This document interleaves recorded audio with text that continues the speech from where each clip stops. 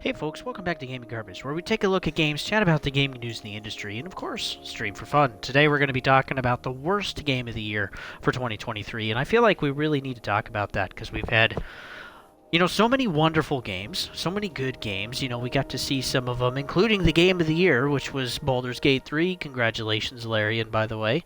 But we've also got to see some horrible games, and I'm here to talk about those today, and I feel like the kind of the word for this year is divergent. We've had either like really good, pretty good, wonderful games, and then we have had other ones that are just absolute junk. And yeah, so these worst game of the year games, some of them are functional, but they just really didn't deliver or really didn't produce what people were hoping for. And one of them here maybe shouldn't be here, but like the price drop that it had really showed that sales were quite horrible. And that is kicking us off with Forspoken. So this was a PlayStation exclusive. It had a Metacritic score of 60 out of 100. And this was released January of 2023. This was released roughly around the same time as Dead Space Remake, which hit like 89, I think, or 87 by IGN standards. It hit pretty high. Well, maybe not quite that high. Maybe like 85. Maybe I'm thinking of Armored Core was an 89 on Metacritic, not IGN. Excuse me, Metacritic. But anyway, so what we're gonna do with each game is we're gonna go over kind of their score, the release date, what we know, and what some of the aspects of the game were, and then kind of final thoughts at the end of the game. And we're going to go, I initially had 5, but we're going to have 6. And yeah, we're going to get there. So first is Forspoken.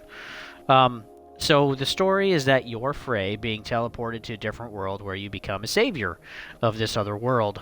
And this is technically an open world action RPG. So the problem is that with most action RPGs is that they kind of have a loot system in these open worlds, and the loot really wasn't that good. I mean, we had kind of like some ponchos and some other gear and some kind of like, other things, but another thing was nails. Like, you could actually get nails on your character, and it's not like, it's not like I'm being sexist or whatever, but that's an accessory that you can't really see. Just like a charm on your gun or on your bracelet, like you can't actually really show that off in any shape or form, and no one really cares either. I mean, the biggest thing you can see is like the armor set, or maybe your horse or your buggy or something like that, or something you're driving in. But nails, like they actually wasted some time on that. I mean, they at least want to be able to see the aesthetics that you're working toward or buying for your character. So the story of Forspoken starts off where you're in New York, and you're teleported into this world where they need a savior. And pretty much right away, the dialogue and most of the voice acting really isn't that good. You can just tell that the dialogue it's like either over the top or it's just very kind of melodramatic. The person that voice acts Frey is actually fairly good, but then the writing isn't great either. So she just kind of comes like an absolute jerk. Again, she's kind of over the top. She's not saying things she's supposed to, that makes her seem nicer, like any kind of a savior. And I feel like they were kind of going for like a Deadpool kind of style with it, maybe like a pro-antagonist or anti-hero, if you will. And yeah, just what a mess. It just really didn't roll off that good. And a lot of dialogue, by the way, is actually built this way in the game. And a lot of jokes, too, they just fall flat. The story, too, and the dialogue, it's boring. Technically, there's a possibility there, there's opportunity, but it really just falls pretty flat. And a lot of people actually scored this a lot lower than actually what the critics did. But most people probably gave it a 50 out of 100. The game was functional. It ran, but while some things looked really good, like Frey's character model, very good detail, luster on items and stuff, the colors looked good, but then there were other aspects, too, of the world that really just didn't look very good. So the voice acting, most of it wasn't very good. The story writing was kind of boring. Some of it too, just completely unnecessary. I mean, we have entire sections where it's just like, wow, you could literally cut that whole piece out right there. It didn't really do anything to the story or draw us emotionally to a character or anything like that. It was just kind of a lot of time. And the best supporting character is none other than an inanimate object. So, of course, not exactly what you would expect. Maybe some kind of hero or some kind of helper or something, or a pet maybe even. But no, we get a bracelet, a Van Brace, excuse me, as the bracelet would say. But yeah, the bracelet, the voice acting for him was also generally pretty good. Some of the jokes were funny, and probably one of the more engaging characters in the game. But again, most of it just really wasn't that great. Also, there was a ton of curse words from Frey and some other characters too, all over the place. And this also just didn't fit her character very well. It didn't even fit Deadpool. Deadpool definitely has some curse words in it. But it just seemed really annoying and over the top, even more than Deadpool. I know that's hard to believe, but I'm serious. I mean, it was pretty ridiculous. And it just comes off as childish and immature, and it's really hard to connect with Frey because she doesn't act like a hero. She comes off more as a child than actually any adult or someone that's antagonizing everybody else. And yeah, there's just curse words often in the dialogue. Some of the boss battles are good. And some of them are pretty boring, but there were 4 main bosses where you could get powers from once you defeated them. And again, the voice acting was pretty over the top, almost hilarious for some of them. And but yeah, the frustrating thing is that a lot of the boss fights were either extremely annoying, the camera angle was in the wrong spot, even your cloak or cape is in the way for some of the enemies that fly up in the air. Incredibly annoying trying to be able to see or try to even be able to hit a target. But yeah, in conjunction with these 4 powers that you could get, and there were other bosses too besides these main 4, but a lot of them you didn't get until toward the mid or end of the game. So in a lot of ways, your traveling would be kind of slow.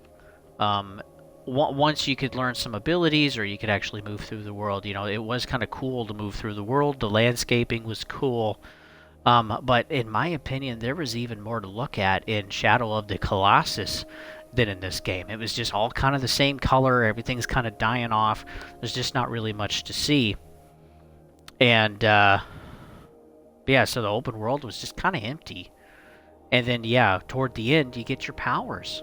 And there's not really much game left, and I don't even think there was a new game plus. So once you beat it, you couldn't like restart the game and actually go back through it with all of your powers this time and kind of have a different experience. It's just that was the experience that you had, and that was it. The map 2 for the game, that feature, constantly loading. Oh my goodness! Even to the point where people thought they were crashing, to the point where they thought their game froze. I mean, we're talking like 5 to 10 seconds for some of the video that I saw of others playing. It's like, holy smokes! Like you literally thought your game crashed, and why it was designed or built that way, I have no idea. But it took the map was not a fun feature to have to use because you spent more time waiting for it to load certain sections of the map instead of just actually using it as a feature. Another issue was that sometimes the camera stays locked during combat. And so it was mentioned, I don't know if they've changed it now, seeing how the studio is already kaput. They're not supporting the game anymore. But we'll get into that. But yeah, the camera, they could have patched that during combat. A lot of video that I saw was right around launch. But yeah, the camera would be locked during combat. It would be really frustrating to use and try to actually see what you wanted to see in combat, especially with multiple enemies, and that frustrated people quite a bit. Also, the combat was kind of frustrating. So sometimes it would roll off really good. There was a good sequence with fights, kind of like a back and forth with certain enemies. Some enemies were just tanks, super high HP, and really frustrating. And there were events too in the game that could make all of the enemies buffed, more health, and dealing more damage to you, and they felt actually more difficult than the actual bosses did in the game. And that's totally not what you want. And also, a lot of the enemies were repeated in the game. Not a lot of variety. So yeah, these damage boosts, sometimes they just randomly show up and then you die, and then have to try that little area all over again. Now, a lot of the open world was pretty empty, but there were certain sections that were just packed with enemies. And if they ever got that boost by that event that would happen in your environment, you're basically screwed until you were toward the end of the game. Or you'd have to juke around so much and beat them down to a pulp because of the HP, and it would just be this grindy, annoying mess of trying to take down a few enemies when you feel like you should be able to blow through them pretty quick. And then another issue, too, was once you did get your powers, then it was super easy. You could just plow through it, everybody as quick as you wanted, and there was like absolutely no challenge at all. And then also got people pretty frustrated. So overall, I mean, the game was technically made by the Final Fantasy team, but it didn't come off as Final Fantasy quality anywhere close. The graphics were bad, most of the voice acting was bad, or so done over the top it was hilarious. The story itself was very boring, and even at the end, the game gives you the belief that you can have two different choices, when really, the choice is the same. I mean, you can return back to New York, or you can return back to New York, because at the end, you were dreaming it all. So, it doesn't really matter what you choose, because you're going to go back to the real world. So after this game came out, really not a lot of good reception. Again, a higher score, but it was touted as actually the worst game of the year so far, until we had some of these other ones show up. And so Luminous announced after 1 month after release that it was going to be closed. They were still going to produce this DLC, and then that was going to be it. Well, when they produced the DLC, it was 25 years before the events of the actual game. So there really wasn't any connection. There wasn't really a way to engage with the DLC. The story kind of didn't really make sense. It was just showing you some past events, and it kind of just felt thrown together for those that actually bought it and tested it. And then, yeah, in May, the studio closed. What we do know from Japan is that the game sold under 30,000 copies. That is horrific.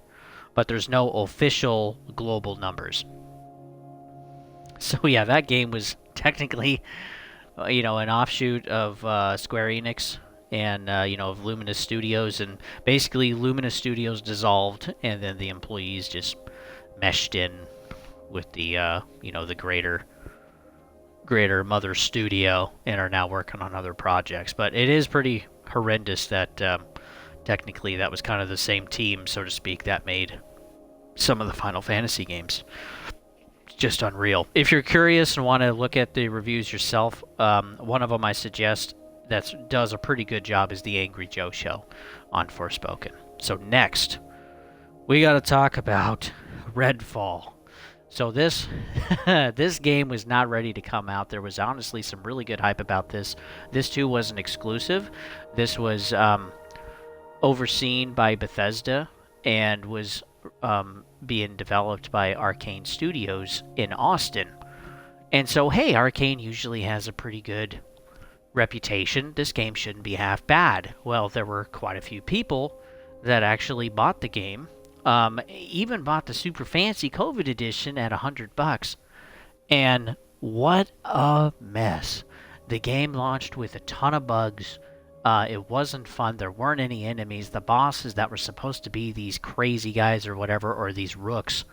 Well, I'll get into the rooks in just a minute. But yeah, the bosses weren't overly challenging. The rooks were technically like kind of mini bosses, and they were actually more challenging just by themselves than actually the main bosses of the game. And even Lion and I played some, and even after a huge patch, and it's like, dude, This game is empty. It's empty.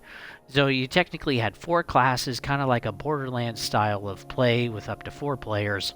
You're supposed to kind of run around Redfall and rid the place of vampires, but it was just so boring. But yeah, even with the big updates that they technically did for the game, it doesn't feel good. It didn't feel like there were any extra spawns. There just still weren't a lot of enemies.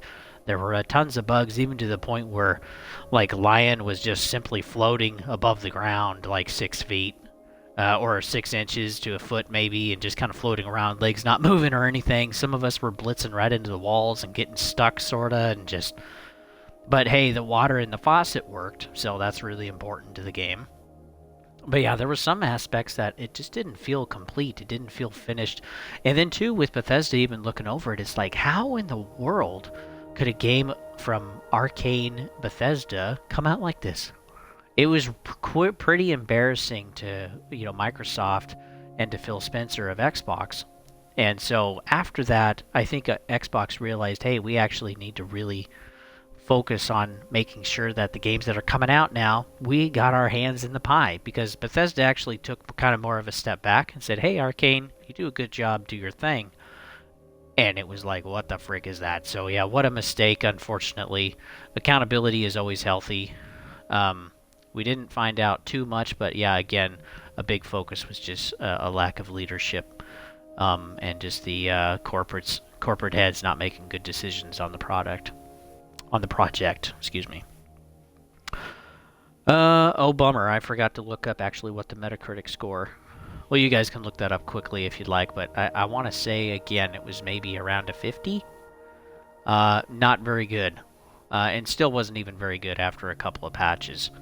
And I don't think anybody even really thinks about it anymore. I almost forgot about Redfall. It was honestly pretty bad. So next was Lord of the Rings Gollum.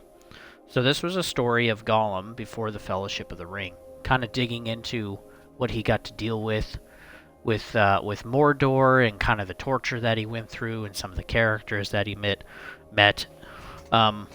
And this one was pretty brutal. One thing before I forget about Redfall. If you want to actually look at some of the gameplay, IGN has some great stuff. And first they were blamed for making the gameplay just look really crappy. Because again, the reputation was there between Bethesda and Arcane. But that's actually just how the game was. So, IGN got a pretty good reputation, got their clout back after people started playing it. It's like, oh wow, they weren't screwing around. That was just how the game was. And so IGN has a great little gameplay that you can watch if you're interested. So yeah, Lord of the Rings Gollum. So we get to see what happens before the Fellowship of the Ring. And on Metacritic, this was a 40 out of 100. You can either watch mine here on the channel, which I'll throw up for you, or you can watch Kev Do It. I think I'm saying that right. He does a pretty good video on the game and how horrible it is. That is KEVDUIT. And he's got quite a few subscribers now. I think he's over 1 million. He's really cooking now. But yeah, he kind of looks at some horrible games, and he's got a really good gameplay too. But so what was wrong with the game? Well, it definitely was not finished. Everything was bad. The voice acting, the graphics, the performance. For storytelling and for scenes, they had still frames. They barely had any of that other stuff at all. Very frustrating game mechanics. Huge bugs, crashes. Actually, the end of the game you could barely play because it would crash that much. There were broken stealth mechanics. People had issues with corrupted files.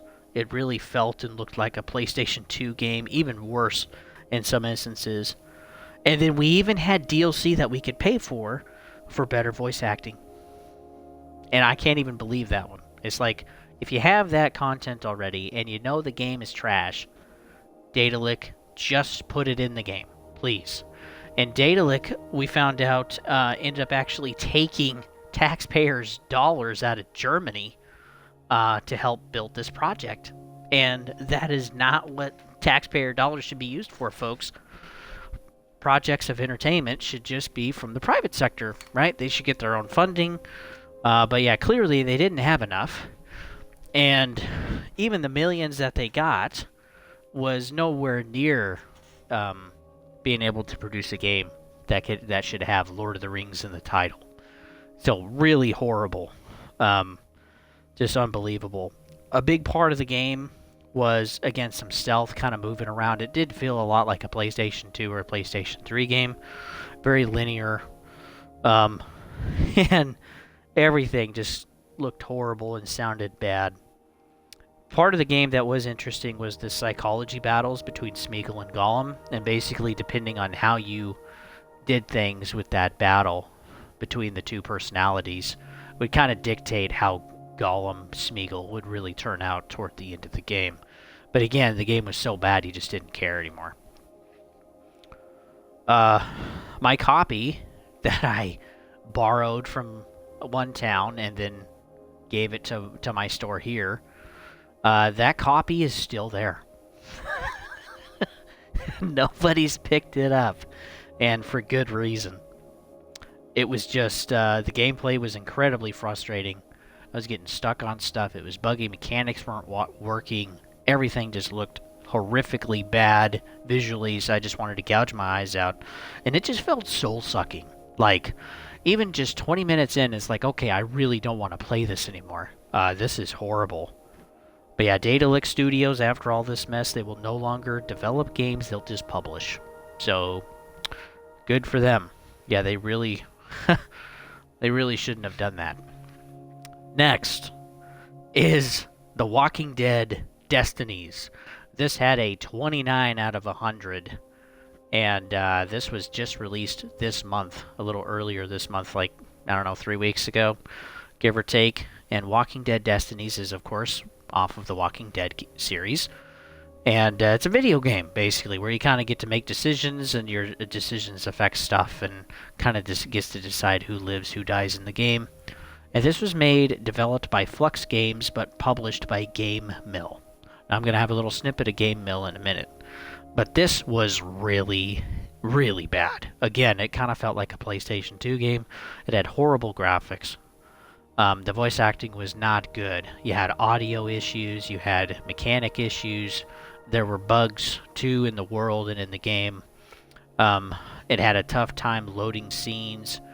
The combat was incredibly frustrating. You had pretty good input lag from your controller to what actually happened in the game. And then most bosses had the same attacks. The games would crash. The zombies, even toward the end of the game, just did not give a fudge anymore. Wouldn't even try to attack you. Like, toward the end of the game, it just was not ready. Yeah, there were a ton of bugs in combat. Excuse me.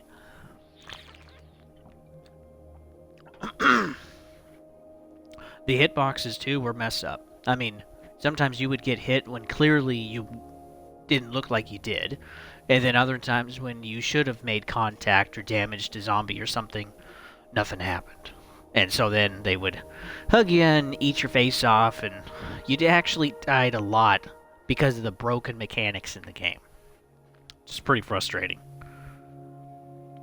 Picking up items was a mess. Again, you get stuck. There was, again, this was a still frame scenes in the game. They kind of like make a still frame animation and then kind of like move the camera around, and kind of like panorama around, which just looked really bad. The lighting wasn't good. The textures were crap. Yeah, there was just really nothing good about this one. There actually was an animated scene toward the end of the game on the last mission. Incredible. And there were actually some fairly good effects at the last mission too, but you had to work through the entire game to actually get there. But again, some of the things like the zombies actually trying to be alerted to your presence or actually attacking you toward the end of the game just didn't matter. It didn't care anymore. I mean, you could walk right in front of zombies and they just stand there. So pretty horrible, really buggy. Um, Most of the game too, there wasn't a lot of music. There wasn't a lot of engagement. There wasn't any kind of drive to connect with characters. I mean, the game kind of tried, but you could tell it was extremely rushed.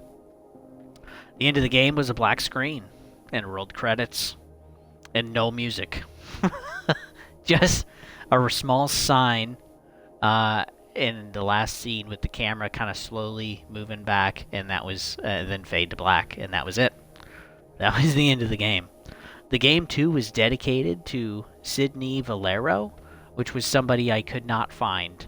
There was no reference to this person. There were no obituaries. So I have no idea. I tried finding actually who that was, but I didn't have any luck. So, yeah, this was more of an interesting game, or it tried to be, with some kind of difference of missions, kind of difference of environments, and things like that, and also the decision making between what you would do as a character and how that would affect other supporting characters in the game. But the complexity of all of these different attributes and features amplified the poor quality of the game. So yeah, this one was absolutely brutal, folks. But we got to talk about Game Mill for a minute, because Game Mill is a publisher where they literally just want to shove stuff out there as quick as they can. Like 12 months is kind of a max. And that's nowhere near enough time to produce any quality of a game. And Game Mill is known for this. They honestly take a lot of games on their store, and the idea is just like mobile games, doesn't have to be good, just shove it out there. And just make some money off of the junk. It really feels like a really scammy publisher, and the name Game Mill fits them perfect. So let's talk about a... oh yeah, you can also watch Kiv do it with Walking Dead Destinies. He also did another playthrough on that. So again, that's KEVDUIT. Next is Rise of Kong. This is another game made by Game Mill. And this was a Metacritic score of 23 out of 100, so a little lower. And this literally looked like a mobile game. So, again, the hitboxes were bad. The game was very simple. The enemies were repeated. They would just have spawn points kind of around bushes and trees. There was no thought process really whatsoever. And the cutscenes... there were actual cutscenes. They weren't still frame most of the time. But again, the animations were just so poor. I mean, it was like... oh gosh, I mean, it was like... yeah, it's like playing a mobile game or like a PlayStation 1 game. The quality was flippin' horrendous. I mean, nothing was smoothed out. You could see all of the little polygon ripples in the ground, and you'd also get stuck on everything. And basically, you just had, in the game, you could punch, throw rocks, or have a rage meter go off and help you increase your damage. The boss fight was beating a dinosaur's face in at the end. And the story tried getting you connected in with Kong as a baby with his parents dying, and then you growing up and basically getting revenge for your parents. That was the game. The most beautiful part of the game, again, most of this game was horrendously bad visually, was actually the wind animation behind your hand as you would swing to punch. I'm not even kidding. That was literally the most beautiful part of the game and was the most fluid. Yeah, it was really freaking bad. There were also invisible walls too. So there'd be times where you'd get stuck and you'd have to backtrack and try to wiggle around and get unstuck, and other times you couldn't. It's like you'd literally kind of slip into something and then you couldn't get back out. So then you'd have to reload your save and try again if you really wanted to. The devs said that they were proud that with what they could make in a little less than 12 months. But honestly, man, if Game Mill is... I don't even know what to say, and this might come off wrong, but we all get to decide who we work for, folks. Have some pride for yourself, okay? Have some dignity. Don't work for companies like that. Okay, if they're cutting corners, if they're dragging you through the mud, I'm sure the devs didn't get paid well either for their work, and I'm sure they've already worked on putting out a new game, but golly, man, this is horrific. So, yeah, choose who you work for, folks. It's okay to do that. If you also want to see some gameplay, a really good one, again, is the Angry Joe Show. They did a stream, which was like 7 hours until they beat the game. And yeah, they are brutally trudging through that game. But they play the entire thing. And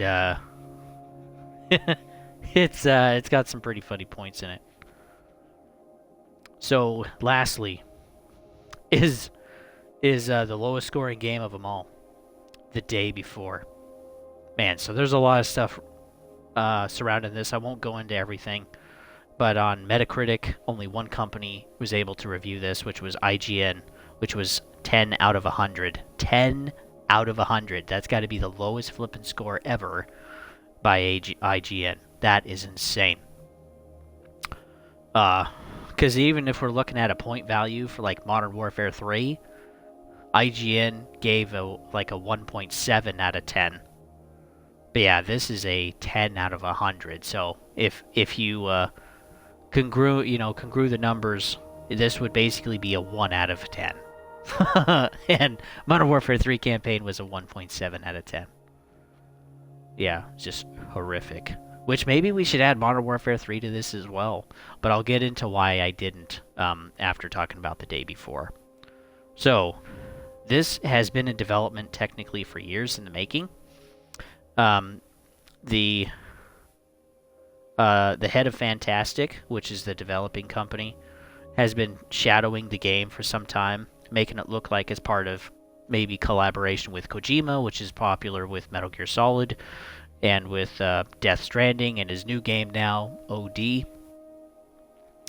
was also making it kind of look like a Silent Hill game. So, I mean, there was just repeated stuff over and over where it's like there'd be a little snippet of something, and things are made to look like something else, like pulled from The Last of Us or some other game. And they were just pulling a lot of stuff, trying to make it look good, or try to keep people curious about it. But after a while, it's like, you know what? Something is really off here.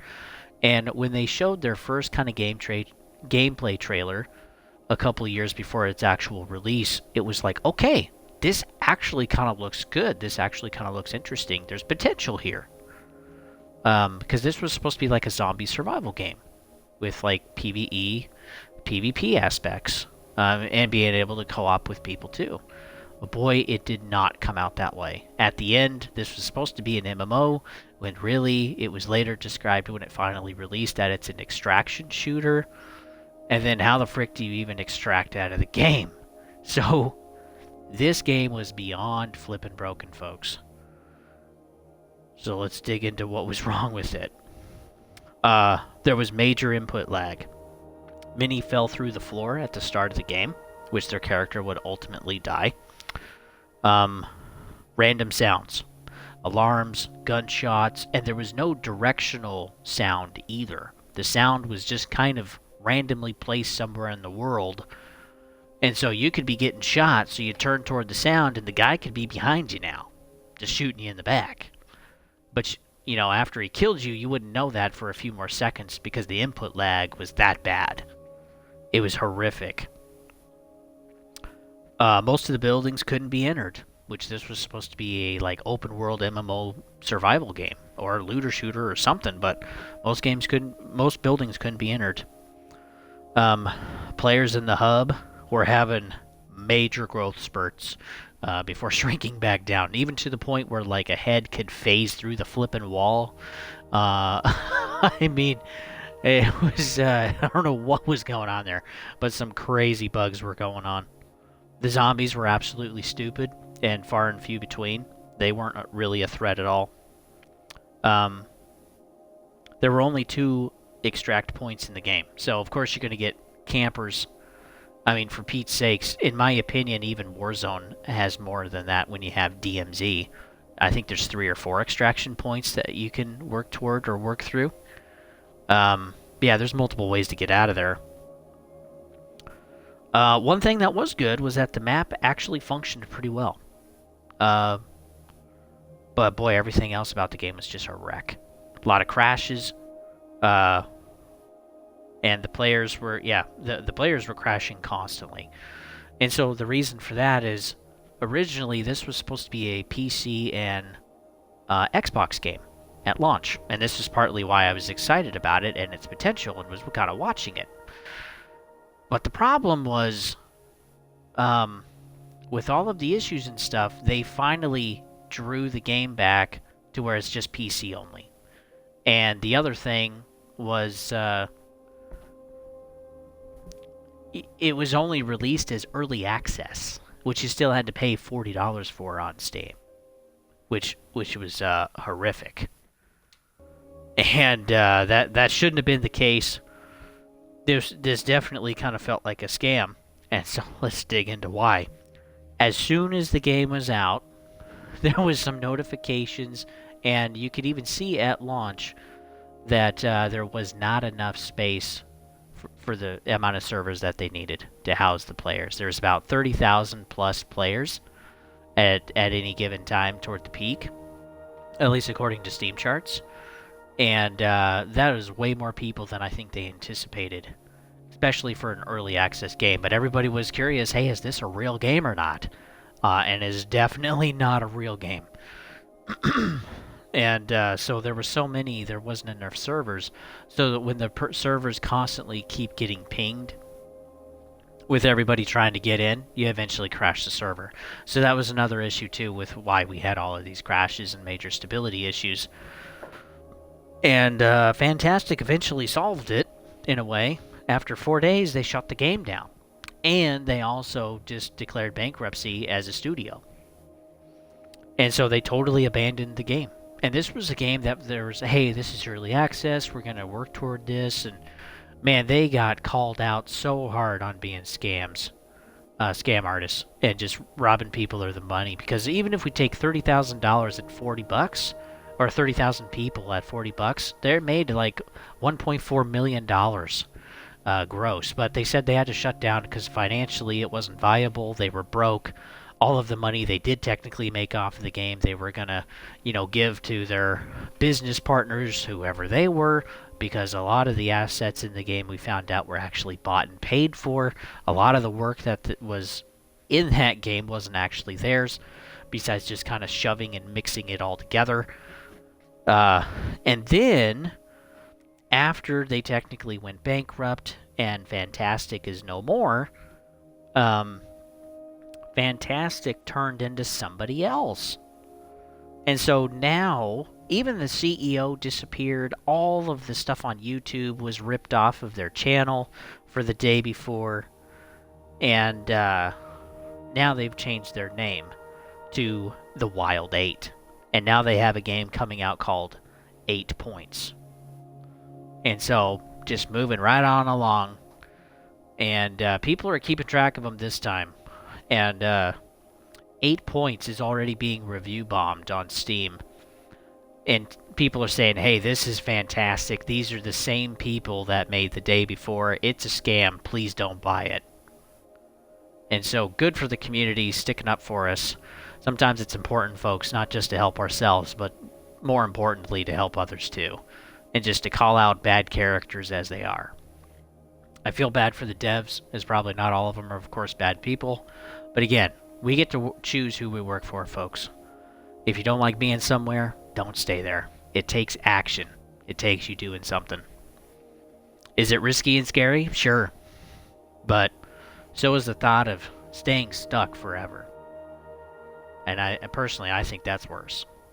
If you're really curious on the day before, as there's officially everything is torn down, you can still check out these other channels. So, Force Gaming has been following this, probably one of the best. They've been doing a great job. I suggest watching their content first. The Angry Joe Show, they actually did a stream on trying to get in and trying to log in, so you can see that whole crashy mess. Mr. Matty Plays talks about it. Kiv Do It also talks about it, and then also Young Yeah. And he digs into a lot more kind of like the technical side of stuff. He's got several videos. You might have to go back a ways. But he also put one out just recently along with everybody else right now trying to get views on their channel. So that is kind of the worst game of the year. And after this comes out, I'm actually going to have a voting thing at the end, and you guys are going to get to vote. Which game do you think is worse? So, is it Forspoken?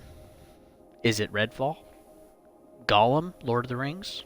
Rise of Kong, Walking Dead Destinies, or The Day Before? Let me know, folks. You can either leave a message in the comments and let me know, or you can just wait for the voting, which I'll put up on the community tab when this comes out. So hopefully you guys are doing well, and you know, it's so sad that we kind of have a part of our industry now where games can be so bad they make money. Because people are going to buy them, content creators are going to follow them, totally rake on it, but ultimately at the end of the day, I mean, Fantastic made $1.4 million. Now, the publisher says that, yes, everyone is going to be able to be refunded with those who want to be. But, you know, that may not always be the case. And so there's a risk, folks. Make sure you vote with your money, do some research on games, and don't be risky with it, and don't give it to people that don't deserve it, that haven't earned your business as a consumer of video games. So with that, folks, so hopefully you guys are doing well. Don't forget, you can always follow me at YouTube at GamingGarbage22, where I archive everything. And also, you can follow me over at Twitch at Don't Tread on Thee if you wish. Excuse me. And until next time, folks, I'll see you on the next one.